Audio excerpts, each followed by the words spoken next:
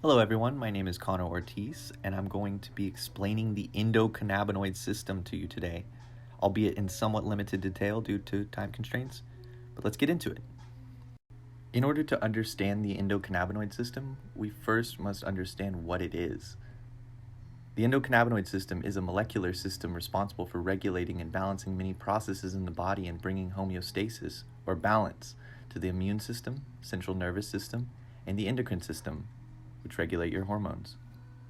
Our endocannabinoid system works off of two receptor sites, CB1 and CB2.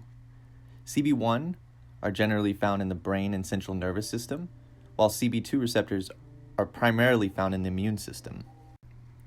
CBD, which is a phytocannabinoid or plant-based cannabinoid, has an affinity for these receptors. So what are the differences between endocannabinoids and phytocannabinoids more specifically? We already alluded to endocannabinoids when we said that they were endogenous or self-produced, but we specifically make two, anandamide and 2-AG. But in the case of phytocannabinoids, you have over 100. CBD just happens to be one of those. But where did it all begin? The endocannabinoid system is actually a fairly recent discovery. It was only found out about in 1992 by Dr. Raphael Mechoulam of the Hebrew University in Israel. Of course, the endocannabinoid system was named after the plant that led to its discovery, but every vertebrate has an endocannabinoid system, even without ever using cannabis. In every tissue, the cannabinoid system performs different tasks, but the goal is always the same, to restore balance to the system, or homeostasis. Let's take a deeper look at the CB1 receptor, for example. What are the primary responsibilities of this receptor? Well, the primary endogenous agonist of the CB1 receptor is anandamide. Anandamide is a natural antidepressant that we traditionally produce during exercise or even when we eat dark chocolate. These receptors are generally found in the central nervous system, but they can also be found in the endocrine glands, the spleen, and the heart, among other areas. The expression of these receptors is believed to modulate neurotransmitter release in a manner that prevents the development of excessive neuronal activity, reducing pain and other inflammatory symptoms.